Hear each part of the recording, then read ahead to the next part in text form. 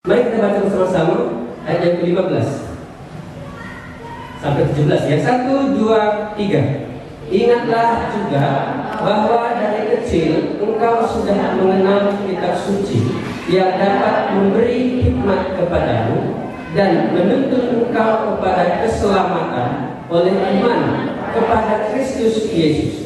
Segala tulisan yang diilhamkan Allah memang bermanfaat untuk mengajar, untuk menyatakan kesalahan, untuk memperbaiki kelakuan, dan untuk mendidik orang dalam kebenaran. Dengan demikian, tiap-tiap manusia kepunyaan Allah diperlengkapi untuk setiap perbuatan baik. Ayat 17 kita baca, atau saya baca sendiri saja dengan baik. Dengan demikian, tiap-tiap manusia kepunyaan Allah diperlengkapi untuk setiap perbuatan baik.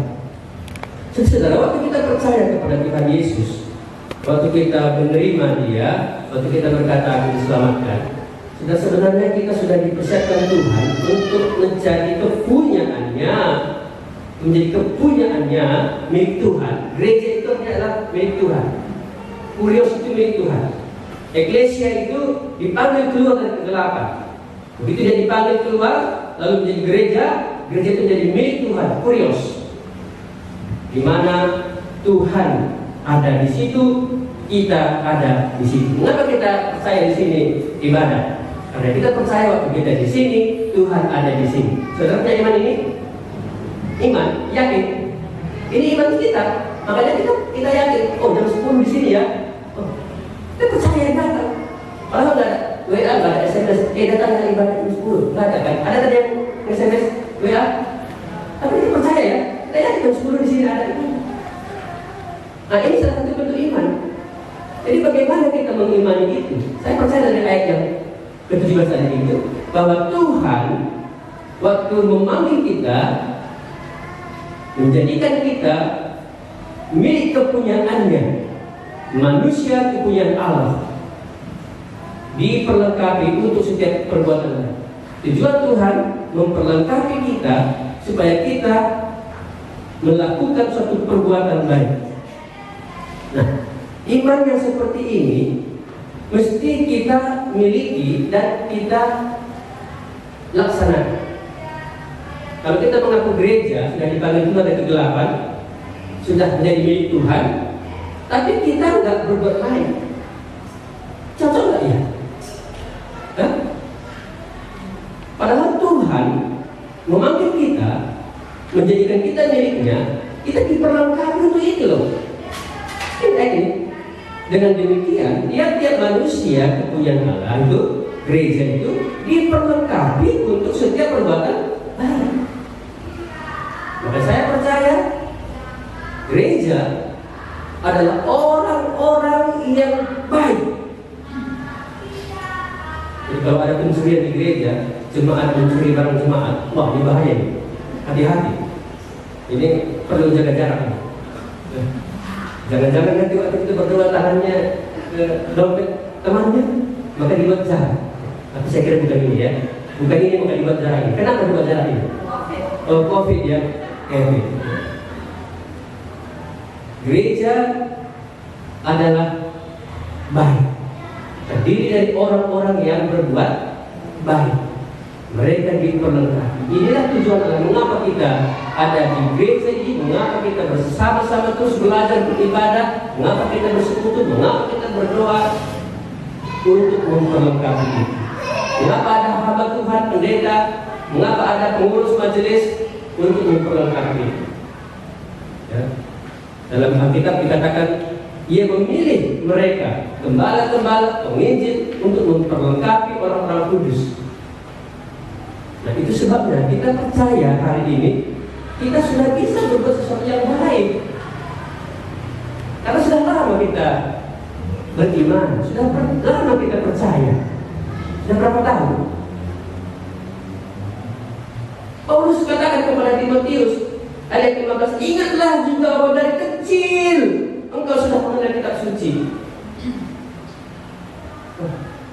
Dari kecil, dari sekolah minggu anak kecil, mungkin dalam kandungan sudah dengar itu, cuma nggak ada saksi ya. Orang tua yang mengasihi Tuhan akan berdoa untuk anaknya dalam kandungan pun sudah didoa, supaya anaknya dengar Injil, supaya mereka nanti akan bersama-sama dengan Tuhan, baik dalam kandungan juga di luar kandungan, nanti bersama-sama dengan Tuhan. Ada loh iman orang tua seperti ini. Bukan sejak waktu dia lahir, Tuhan Yesus sayang kamu. Itu sudah di luar, dalam kandungan itu sudah dihacari. Tapi ada juga saya lihat ada orang bukan sejak kecil dia dengar Injil. Ya mungkin orang tuanya bukan Kristen, dan mungkin juga orang tuanya itu belum kenal Tuhan. Gimana mau cerita tentang Tuhan? Paling kita tonton kapur, si dongeng-dongeng itu. Ya. Kita setelah mengandung kita akan ajari anak kita sejak kecil. Timotius adalah anak rohani Paulus. Ketemunya sudah gede, umur 16-an. Tapi Paulus yakin karena melihat kehidupan Timotius itu, dari kecil dia sudah belajar tentang Tuhan, sudah dengar dari neneknya, siapa namanya? Lois ya, Lois Rusnilinga itu kalau nggak salah. Ibunya siapa? Eunike. Pasti bukan Rusnilinga kalau itu mama. Ya. Karena tadi neneknya yang Rusnilinga. Ya, pasti ini yang lain ini. Ya, Eunike. Lois neneknya, Eunike ibunya sudah mengajari Timotius ini. Makanya kata Paulus, ingatlah juga bahwa dari kecil engkau sudah mengenal kitab suci. Setelah bersama Paulus, baru Timotius bertobat. Dalam arti bertobat itu apa? Dia menyerahkan hidupnya menjadi hamba Tuhan. Timotius umur 16 tahun sudah pergi dia bersama Paulus melayani. Ya, saya nggak tahu kuliahnya, dia nggak kuliah. Tapi yang jelas dia sudah ikut dengan Paulus dalam perjalanan misi di kitab Kisah Para Rasul. Jadi berdoa pemuda di sini. Pemuda itu umur berapa? Umur 25, 35. Ini Timotius itu remaja itu sudah ikut, sudah menyerahkan diri. Dia menjadi anak rohani Paulus yang itu hebat pertumbuhannya. Meskipun dia dikatakan banyak keraguan-keraguannya, sampai Paulus berkata, jangan seorang menganggap engkau rendah karena engkau muda. Karena waktu itu karena dia masuk muda kali ya, para jemaat waktu itu nggak menerima orang muda kok sok pintar ngajarin kita ya. Akhirnya Paulus datang untuk meyakinkan Timotius. Nah inilah kehidupan Timotius yang Paulus katakan, ingatlah itu, ingat. Saudara ingat sejak kapan saudara membaca kitab suci, dengar kitab suci, dengar firman Tuhan? Sejak kecil kan? Enggak ya? Ada yang sejak kecil coba katakan? Oh ada sejak kecil ya? Oh ada. Oh bagus. Tapi saya mau tanya ini, saudara tadi pagi baca kitab?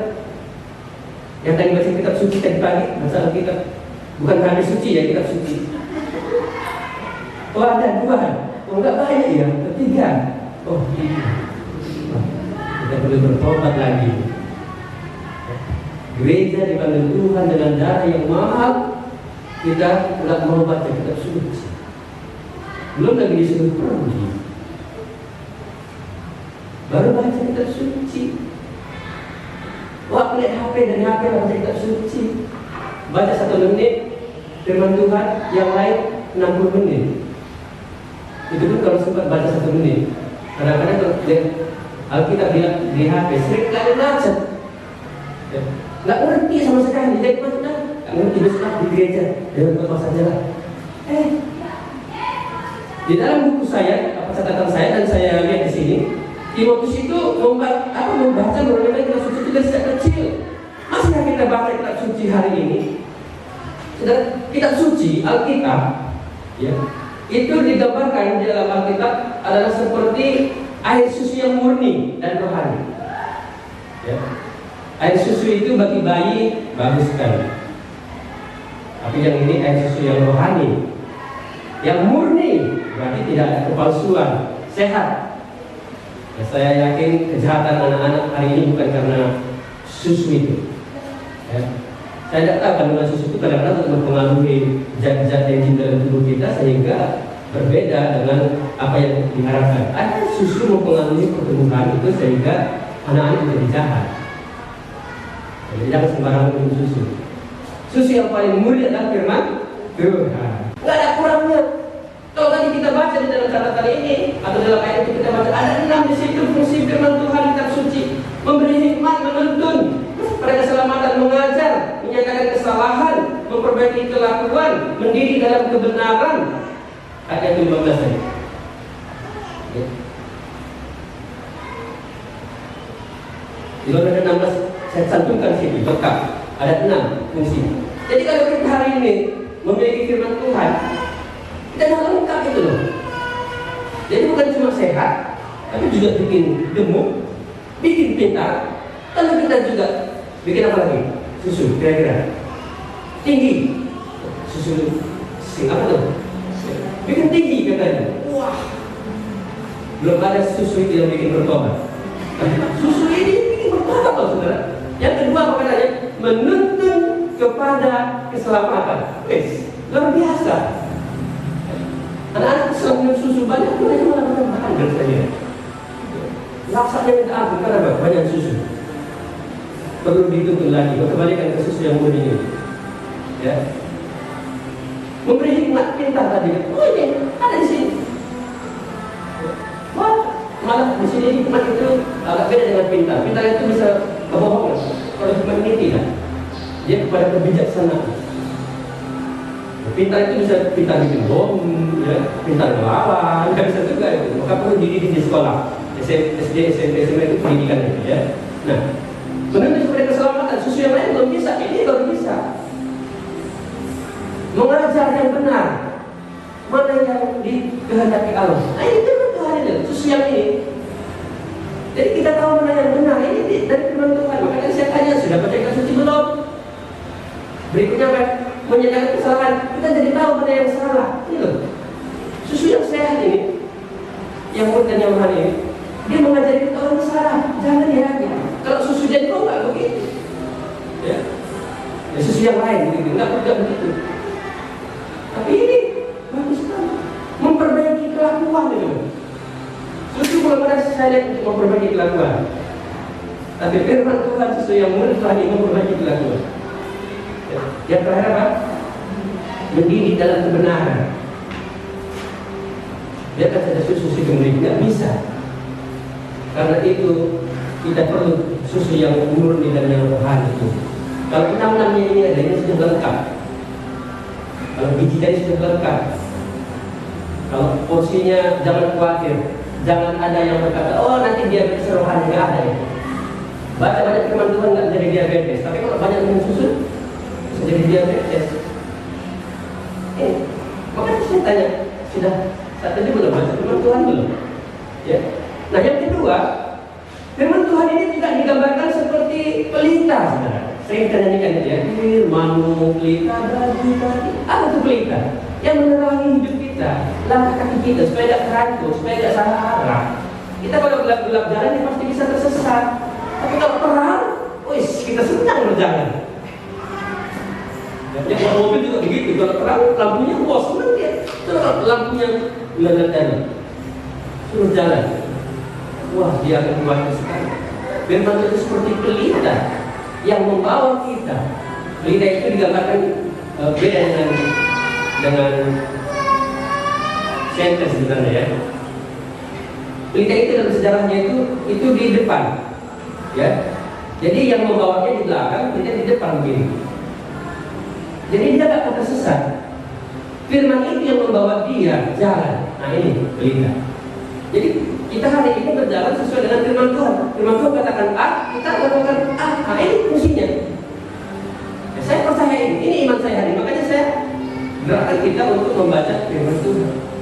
Nah, yang ketiga dikatakan di situ itu pedang roh. Saudara, pedang itu artinya apa? Senjata tajam. Tapi ini kan pedang roh. Jangan disiapkan pedang di rumah dari besi, jangan.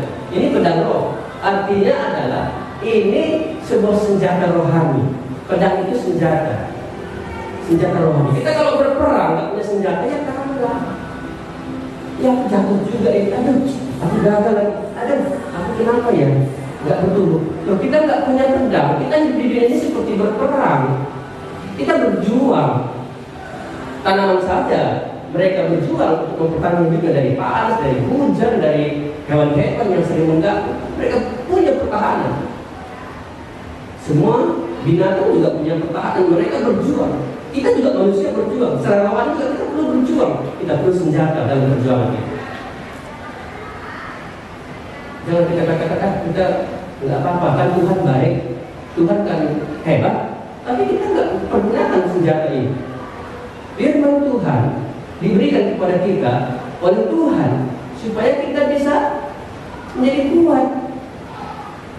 Ya, sebagai air susu yang murni, firman Tuhan untuk kita sehat. Firman Tuhan diberikan sebagai pelita supaya kita dapat tersesat. Firman Tuhan diberikan kepada kita sebagai pedang supaya kita kuat. Jadi kalau sehat, tidak tersesat, kuat, kita menang. Ini iman kita dalam Kristus Yesus. Makanya fungsi kitab suci itu bagi kita hari ini sangat penting sekali. Itu yang diajarkan Lois Eunike kepada Timotius, itu juga yang diajarkan oleh Paulus. Itu juga yang diajarkan dalam agama-agama Yahudi. Itu juga yang diajarkan di gereja-gereja. Makanya dari kecil kita didik anak-anak kita supaya mereka kenal akan kitab suci. Mereka bukan saja kenal, atau mereka akan hidup di dalam kitab suci itu. Seperti apa yang Tuhan katakan. Seperti apa Tuhan katakan tadi, memberi hikmat. Kalau kita semua berhikmat dan anak-anak kita berhikmat, kan senang kita ya kan? Saya punya anak kecil, saya lebih berhikmat daripada saya. Saya kadang-kadang kurang berhikmat. Ya.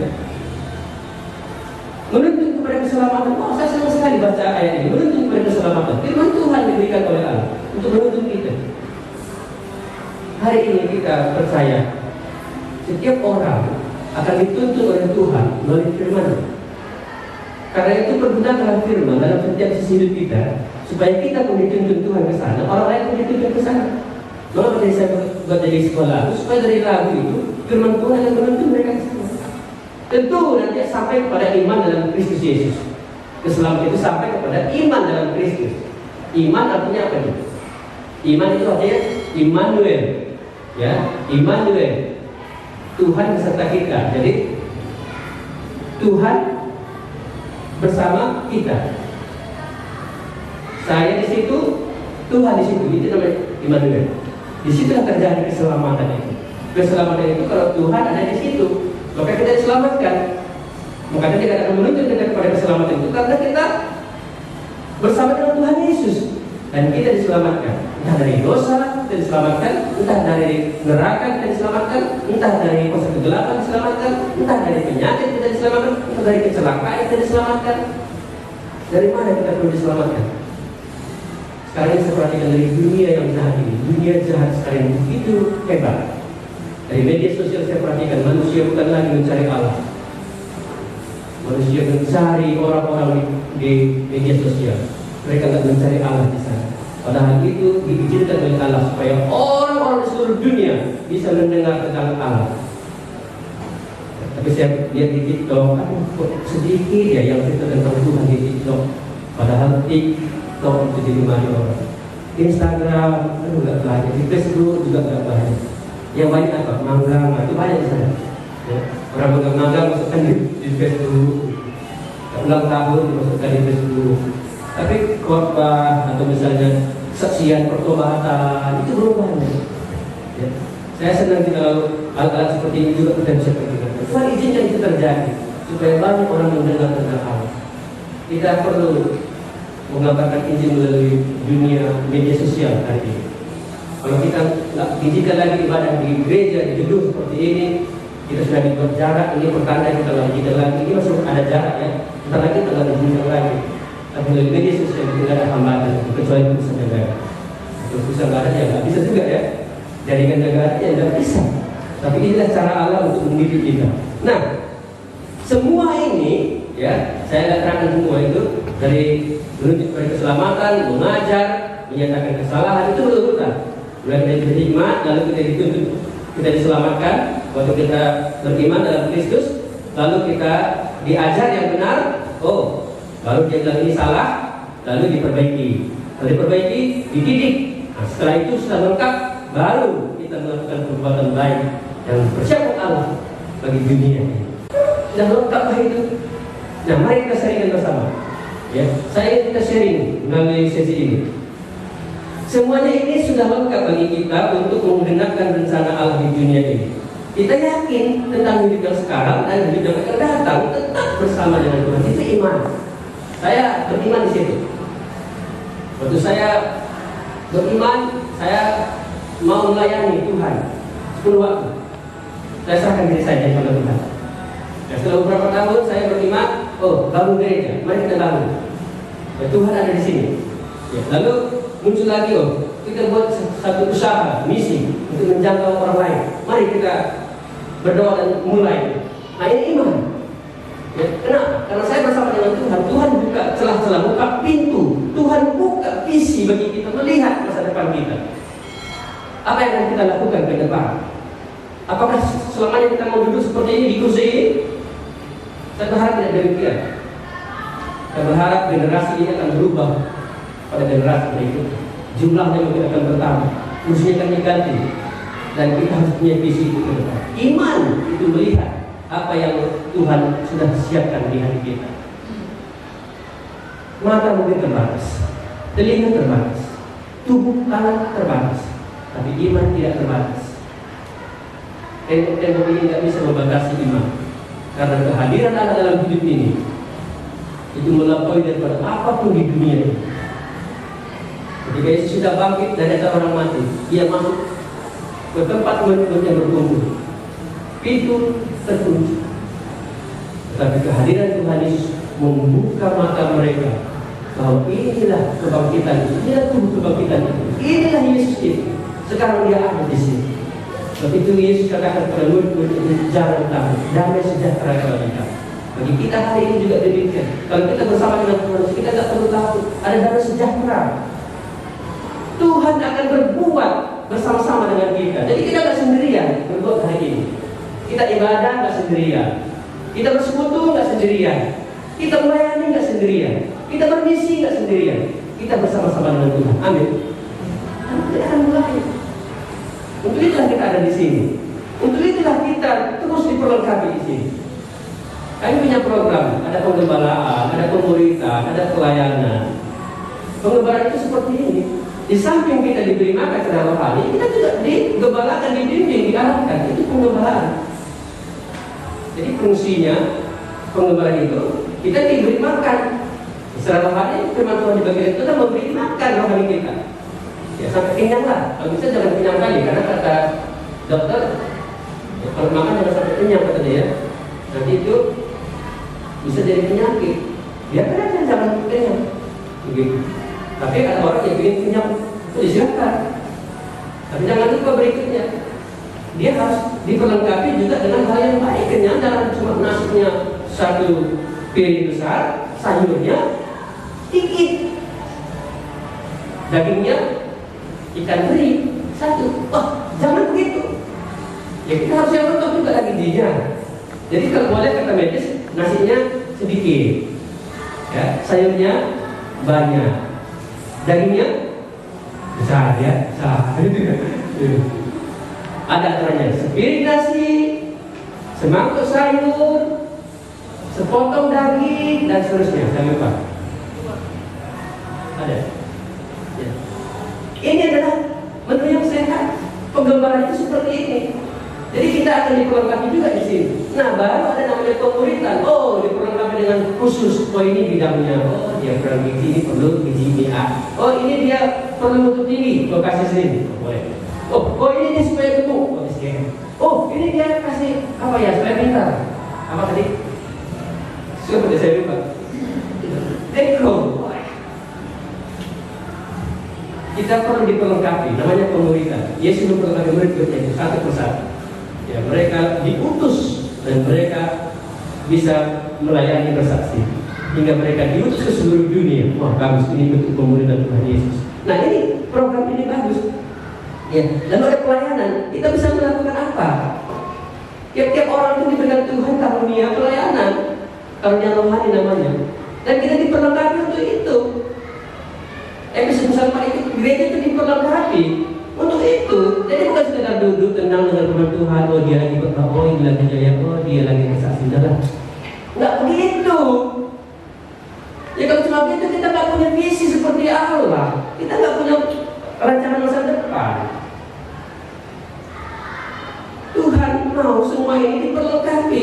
Dengan demikian tiap-tiap manusia kepunyaan Allah yang sudah diselamatkan itu, yang sudah dituntut kepada keselamatan, sudah berhikmat, yang sudah tahu dia mana yang benar, dia sudah tahu ini salah, tidak boleh diperbaiki, lalu dia dididik untuk setiap perbuatan baik, supaya semua kita melakukan sesuatu perbuatan yang baik.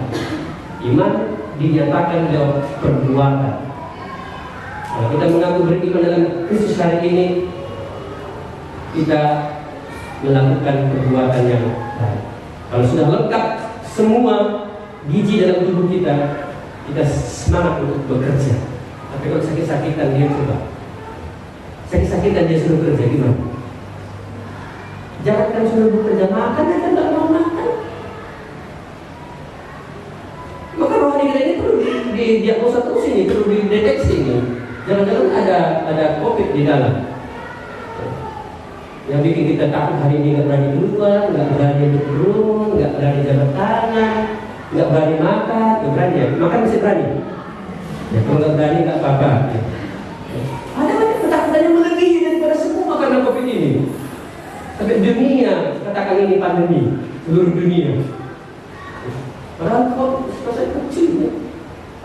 Dibesarkan 1000 kali belum nampak itu. Dibesarkan berapa kali berpelihara kali. Kok kita takut sekali.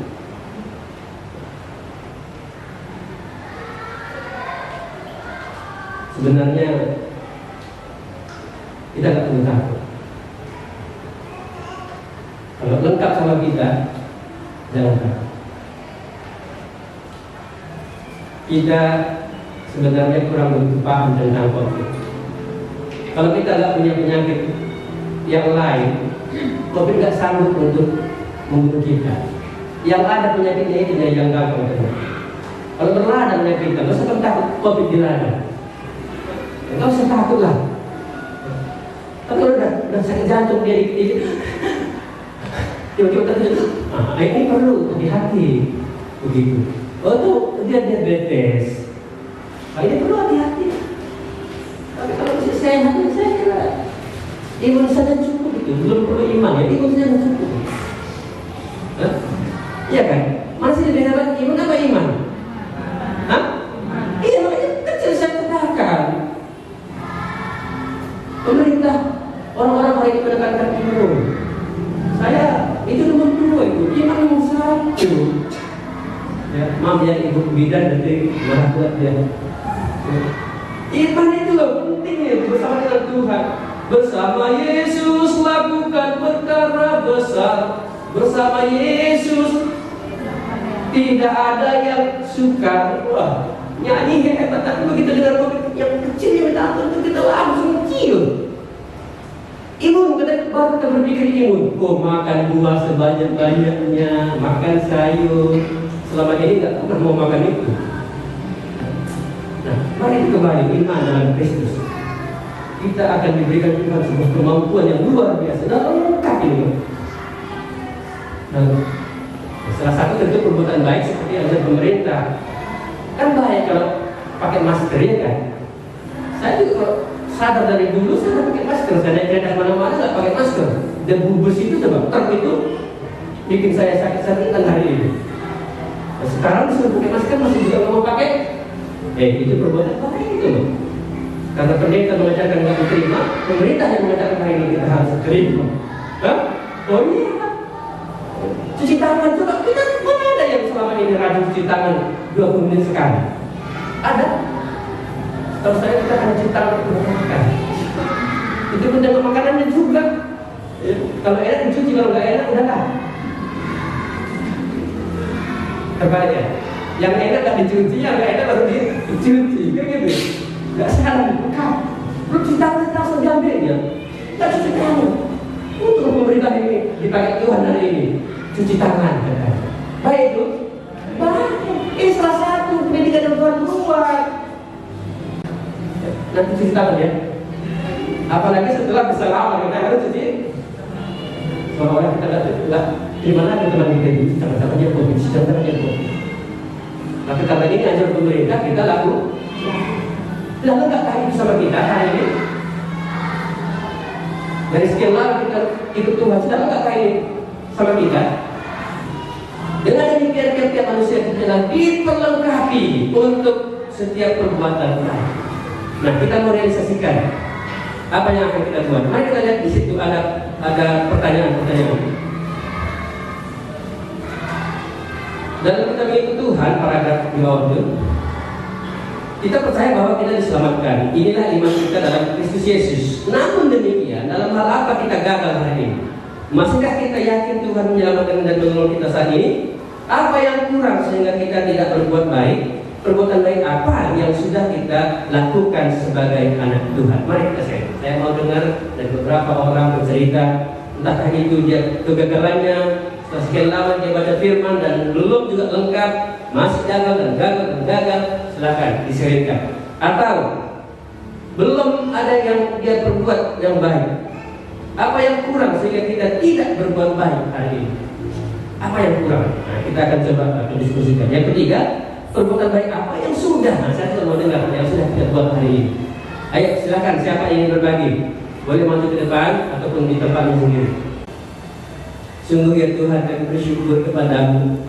Kami boleh mengenal Tuhan, percaya, bahkan bersama-sama dengan Tuhan hidup di dunia ini. Itulah iman kami. Di tempat ini di mana Tuhan kumpulkan kami beribadah bersekutu, Tuhan mengajar mendidik kami, Tuhan memberikan firman Tuhan. Kami percaya dalam semua yang ini Tuhan ingin memperlengkapi kami, membentuk kami, menjadikan kami saksi Tuhan di dunia ini, menjadi berkat bagi dunia ini dengan perbuatan baik. Tuhan, kami bersyukur kepadamu. Kami memiliki kebebasan untuk bersekutu beribadah. Kami juga boleh membaca, memiliki firman Tuhan.